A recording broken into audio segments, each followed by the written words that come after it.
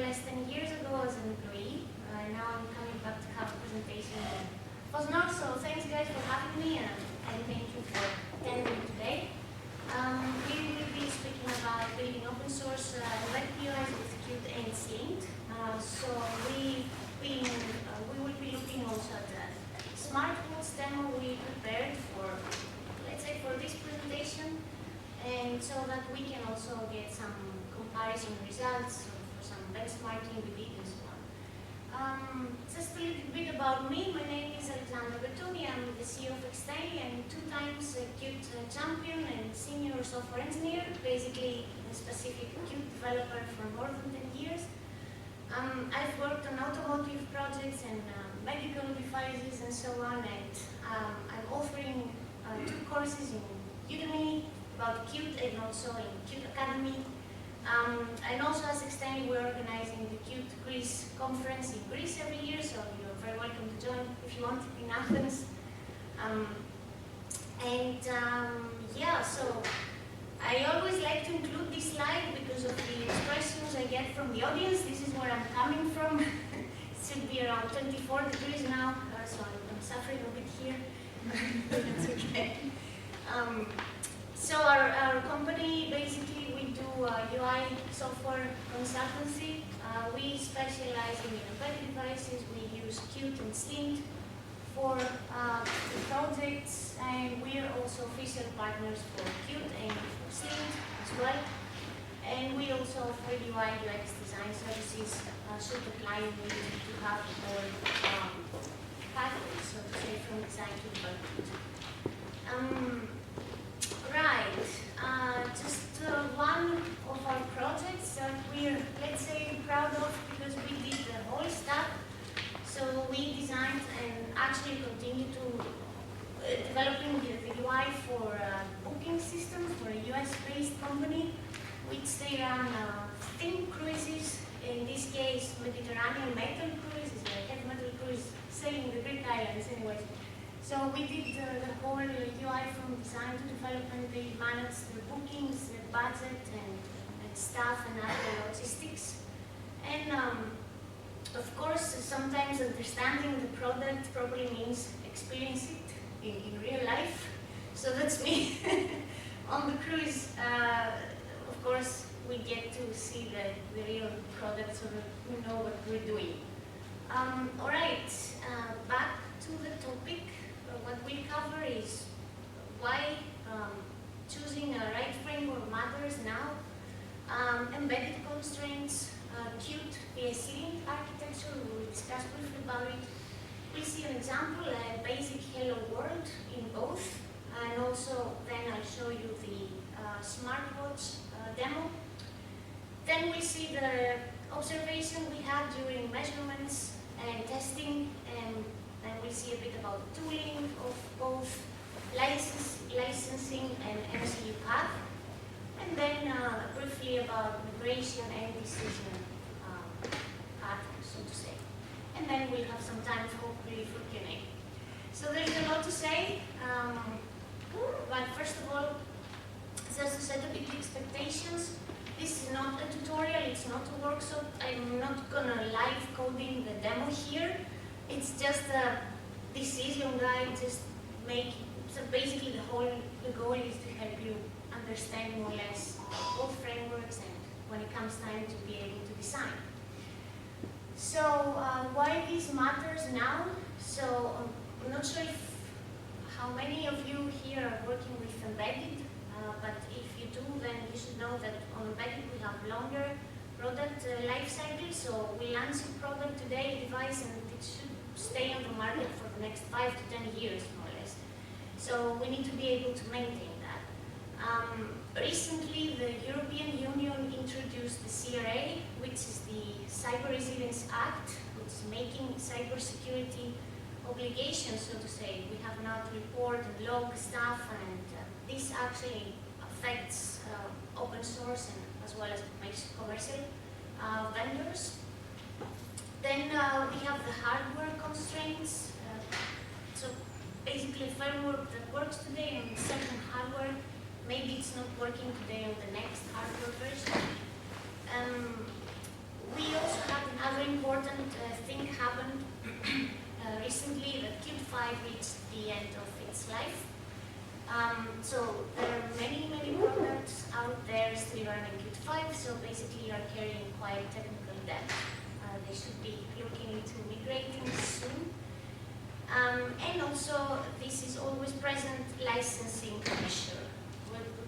Many cases, what starts as an open source, we also have a few cases with our clients. It has to go then commercially because of product scales, the needs are increasing, and so on. Now, in embedded, we know that we have limited resources when it comes to RAM. When it comes to GPU, if we have a GPU at all, then again, as I already mentioned, maintainability over time, so we need to be able to maintain the same code or code for many years. We have long uptime expectations, so sometimes the device should stay on for days, weeks, even years. And of course, we have then power and thermal budgets. So we have to take care of all of this. Of course, it's very high level now. And coming into the UI, so a UI basically can look perfect from the user perspective. Let's say everything works, it renders as expected, but under the hood we can have memory growth, we can have increased CPU activity, repeated binding evaluation, all this stuff that actually decrease performance for UI. Now, just getting more into detail about the two frameworks. We have Qt and we have Slint, right? Similar, so basically same goal but different philosophy, so to say. So with Qt, we basically have a scene graph, which is, let's say, retained between frames, and everything is basically, the behavior is actually shaped during runtime. Because Qt has JavaScript integration, so it's more dynamic, so to say. You can define functions, you can define properties and everything, and then these will be evaluated during runtime. It's very flexible, it's very expressive, and yeah, as I said, the behavior remains runtime driven. Now, Slint, on the other side, is actually ahead of time. So everything is basically compiled at build time, right? There is still bindings, but the definition of the UI, how it's supposed to be working, is already defined during compilation. There is no JavaScript. That means there's no UI interpreter in the default compile path. There's nothing else in the Slint UI layer, so to say. So we have a stricter model, and as I said, the UI behavior is fixed before the deployment. So that's, let's say, a main difference. Runtime and predictability. So yes, as already said, with Qt we have more flexibility at runtime. The bindings continue to react dynamically, right? However, the JavaScript heavy patterns can introduce also extra runtime cost because of the garbage collector, which has to do its work, and the actual behavior depends on the architecture display. So whatever we do, how we write our QML, it actually defines our performance and the behavior. The UI we have in Slint on the other side, we have more of the behavior is solved before the deployment. With smaller runtime, of course, we can understand the UI is it's lighter, fewer moving paths, and then predictability is easier to preserve since we have to take care of it before actually running the UI.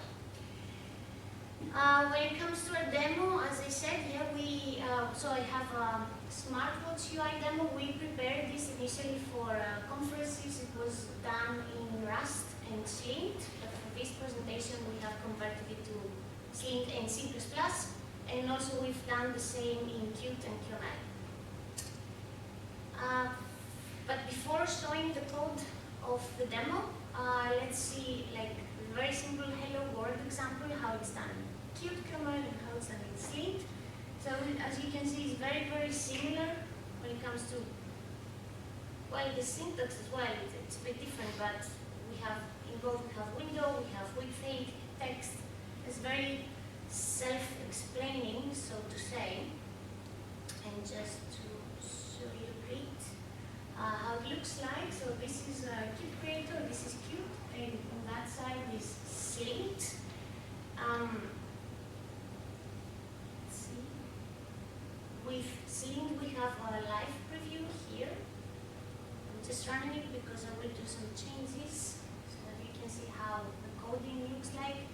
And in Qt Creator we also have a live preview, which is here. And now I will just add a simple rectangle in both. And I will add an interaction, so when we touch to that area, then that rectangle changes color. So I will start with QML.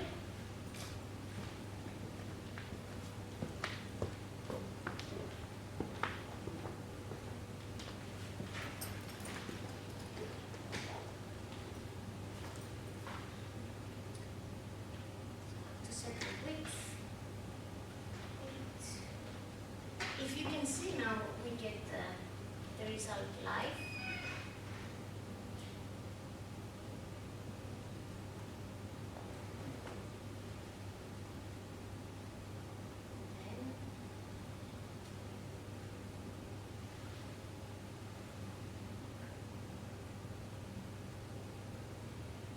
So this should change its color as soon as this active is made true. To make this, then I will add a mouse area here. Then clicked.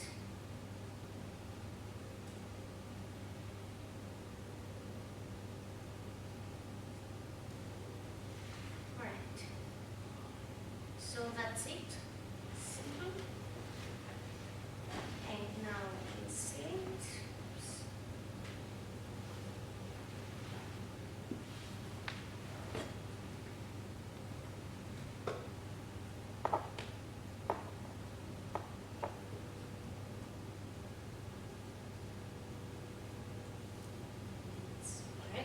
As well.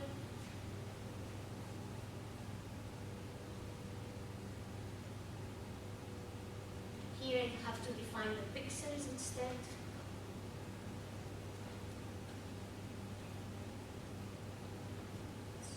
Background.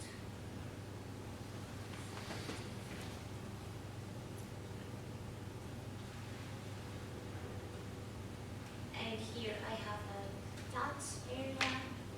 Mouse area, signal is named clicked instead of on-clicked.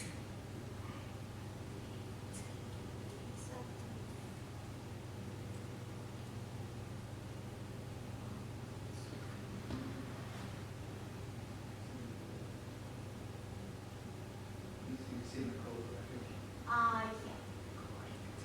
Perfect, thanks. And it's actually the same thing. So as you can see, like coding-wise, it's not a big difference, right? Now, when it comes to the smart modes demo, of course, it's a lot more complex.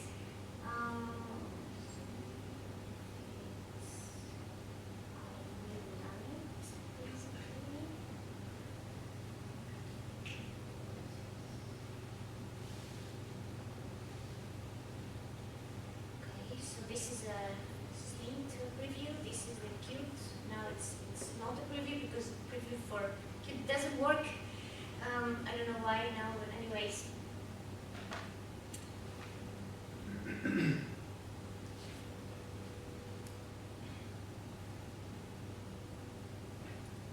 So yeah, that's a very simple UI. Has a theme, changing. Pretty similar. And what I want to show you here basically is not the actual code. Is you see here that we have the time, right? Of course, this is the preview. That's why it doesn't show up now, but it's working normally. So how it's done in Qt, or how we can do it in Qt. It's just one way. Having the JavaScript integration, it's just these two lines of code basically. So it's just calling the date object and then formatting the time as we want. And this is how we show the time on the QML UI. However, in Slint, as I already said, there is no JavaScript, there's nothing in the UI. So we have to define everything on basically our backend. So how it's done here, this is shown here in home. And it's actually this line, it's coming from time recorder formatting time, which is actually implemented in C++. And it's exposed as time recorder in our UI, so that's how we can get the formatted time in our UI. So that's one of the main differences between the two. And as we've already seen, I guess it's now it's more clear now that with Qt we have a lot of flexibility.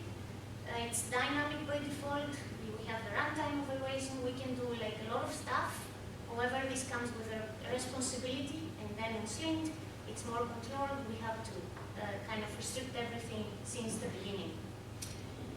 However, these strengths can become a risk for Qt, and I have seen it a lot since it has JavaScript. It's very, very easy to introduce business logic in the QML layer. And many people are doing it basically. So logic actually is spread everywhere. Then we have a lot of dependencies. Then the UI is getting worse and worse, and performance drops. And then we have to go back and fix and actually move that logic to C++. So there's no clear boundary where to stop. That's the problem with Qt and QML flexibility. The bindings, there's complex bindings also can decrease performance because of the evaluations. Then we also have other cases where it's used for prototyping, for example, but then this prototype code turns out to become the production code, so that's also not a good scenario, and so on. However, with Slint, the friction, I would say, is that you really have to do many things before start like having a UI in place. So that's a bit harder to say, okay, just hack something in, right? So this is not so easy, it's not so fast. So yeah, simple changes basically may require more design, more thinking, so to say. Yeah,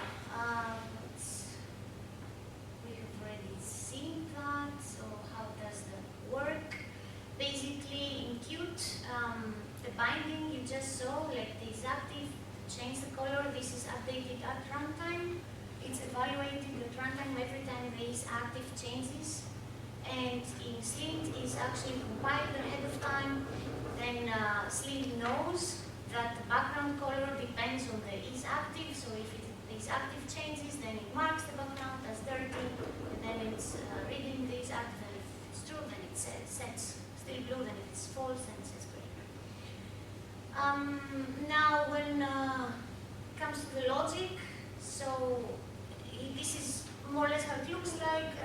QQI, we have the QML layer, we have bindings, or it says optional JavaScript, but it's never optional, it's always there. And then we have C++ logic models and our services.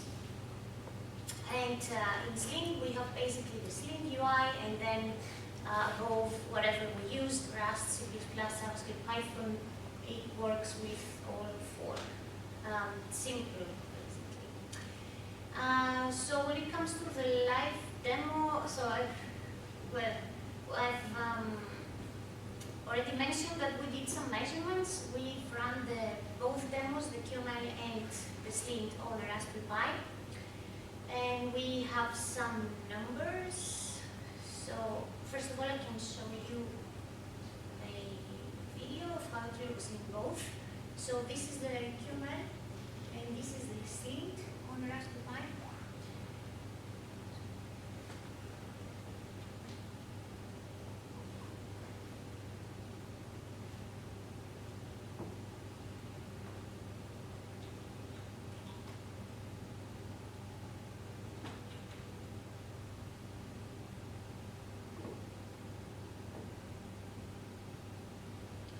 So pretty much no difference.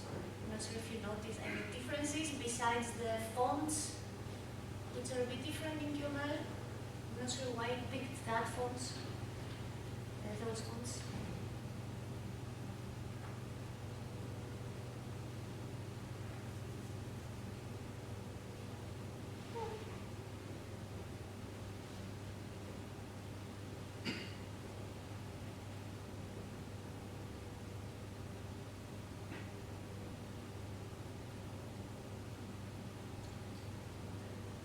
So no differences, right? It's basically the same thing both. When it comes to the numbers, however, we do have some differences. So this is what we measured. The full compilation for Qt took 8.7 seconds, and for Slint it took us 3 minutes and 16 seconds. An average from 5 measurements we did from startup to the first page, Qt took 463 milliseconds, and Slint took 11.057 milliseconds. And then lastly, we did a small UI change, so we changed a color in just one rectangle and then run again. This in Qt took 1.7 seconds, and in Slint 0.19 seconds. So basically we can conclude that Qt will be much faster in this setup, right? The startup was also very close. So I guess the key takeaway is not like compile vs runtime, it's like how much work each framework will shifts toward build versus runtime. So this is what we need to keep in mind when it comes to both. Now about tooling and development experience. So with Qt, we have a Qt creator you just saw. This is the main ID from Qt. It has built-in debuggers, QML profilers, and actually deployment to devices and so on. So it's heavily used by many developers and web developers as well. And as you saw also, it has a live preview as well available. In Slint, there is VS Code, so there is an official plugin for VS Code. So it provides us also with a live preview and other features. Then when it comes to workflow, the Qt has a product which is the Qt Design Studio. This is a separate tool. It comes with a community license, but also paid commercial license. And it's basically works heavily with Figma, so to say. So you can export from Figma to QML and work then with that export on Qt Design and take your UI further from there. And for Slint, there is no separate design product. It's actually what we just saw, the VS Code. They do have also a Figma plugin as well, so that it generates Slint. Basically, it supports direct collaboration with designer to developers, so say design to code workflow. Now, the maybe most important, licensing and MCU. So Qt comes in 2 versions, open source and commercial. The open source is both AGPL and GPL. What that means basically is that some modules are GPL only. So modules like the virtual keyboard, like the graphs are only GPL. So it depends if you want to use it, then you might need to look for commercial versions. The commercial license for embedded in specific, it requires Qt distribution licenses per device. So that's some fees you need to pay per device. And then for MCU, Qt has a separate commercial product. This is a Qt for MCUs. There is no open source to that, and it's actually a lighter version of Qt Quick QML. So it can be also used for microcontrollers. Now for Slint, we have a royalty-free license that applies to desktop, mobile, web apps, but it excludes embedded. and it works just with attribution. And then we have on open source side GPL version 3, that's free for all, including embedded. And the commercial license, so embedded devices in this case may include a one-time fee, royalty fee per device. For MCU, in Slint is included in the standard Slint version. There is no separate product, so you can just run the same UI on MCU as you will run it on a Linux-based device or whatsoever. Another important thing to take into account. Now, when it comes to migrations, either from, let's say, Qt 5 to Qt 6 or Qt to Slint or whatever, the most important thing, it starts from the architecture, so to say. So it's always best to create your UI, having a usable UI components, creating the separation between the UI and the logic, the business logic, and limit the dependencies as much as you can, if possible to zero. Because when it comes to migrating or scaling, then if you have logic spread across all the files and have tight coupling and so on, it's harder to start, from somewhere. You basically, in most cases, you have to start from scratch. On the QML side, I have a talk related to that. It's an older one, but it's still valid. It's creating production-ready and reusable code. It's on YouTube if you want to check it. Now, typical decision patterns in practice. So when it comes to deciding on a UI framework, so usually we have to take into account things like how fast we want to have our UI, how constrained our device is, and how long we should support its device life cycle. So all of these, we need to really take into account in order to decide what to do and what to use. Now, more specific in a technical side, so to say, when it comes to device constraints, so we could say Qt is better for Linux-capable and richer hardware targets. Well, it can also run on MCU, as I already said. You just need to have the separate commercial Qt from CU product. Slint is a strong fit when footprint and hardware constraints dominate, so I guess makes sense. Performance needs, Qt is strong for its dynamic UI on capable hardware. Again, it can run on lower hardware, it's no issue. The Slint fits where predictability and lower runtime overhead matters most. So we need to kind of put an effort in both, right? Then team skills, Qt, if the team already knows or it's comfortable with C++, then Qt is not really an issue. Slint also not an issue, I would say, if you're going to use C++. But if not, if it's Rust, then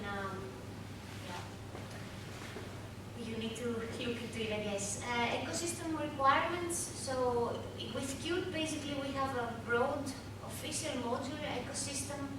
So beyond the UI layer, we have modules like Net for networking, for graphs, as I mentioned already, for media and whatnot. So we can do pretty much everything we want without looking elsewhere.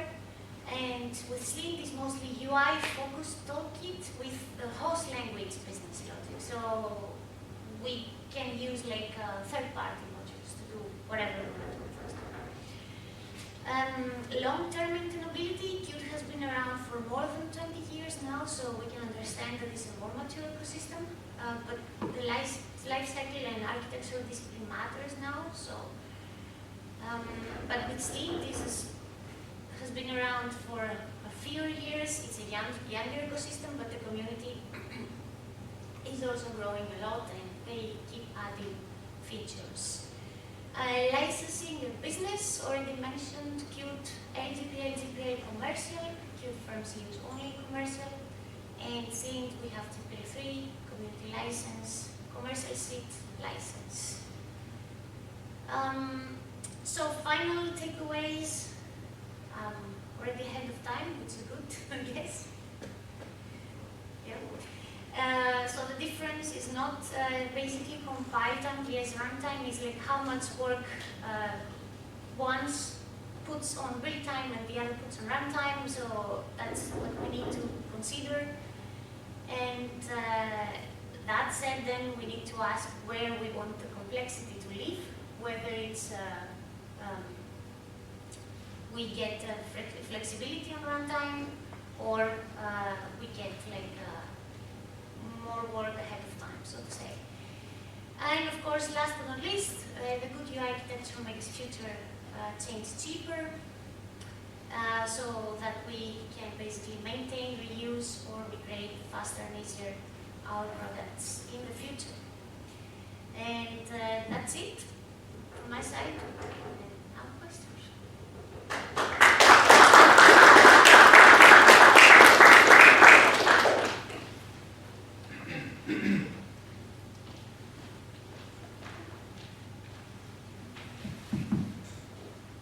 Hello.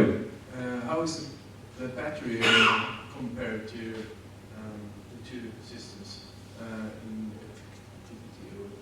How is the what, sir? Are there any performance issues like battery? Ah, the battery. Okay. Yeah. Like effectivity? I see.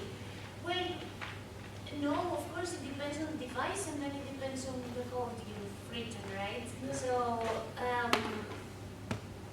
on the Qt side, like let's say if you use a lot of JavaScript, for example, then you have a lot of evaluations and of course you consume a lot of resources, then of course it affects the battery, but these are all fixable, so to say. So the baseline is pretty much the same? Yeah. Okay. Yeah.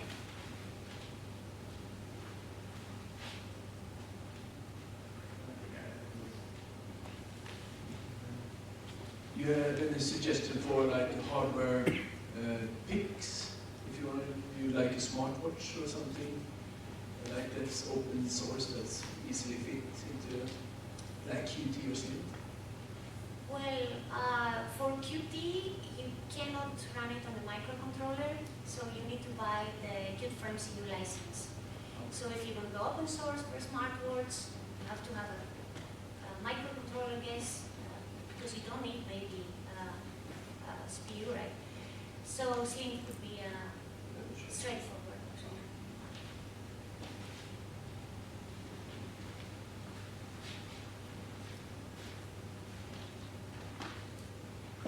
So Qt QML is kind of declarative when you basically set up your rules and then it is executed.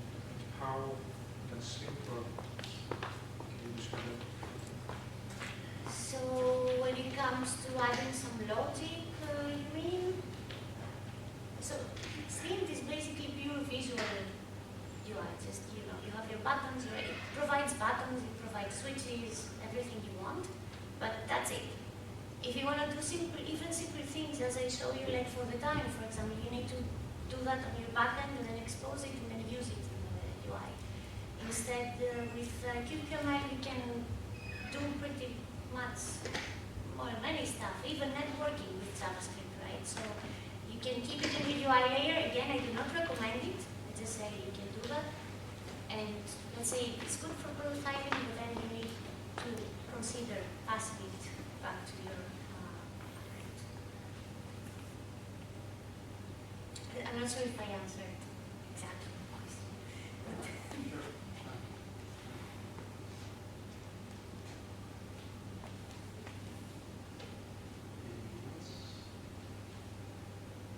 I will also be around, so if you just let me know, happy to discuss. Thank you very much, Alexandra. Thank you. Everyone.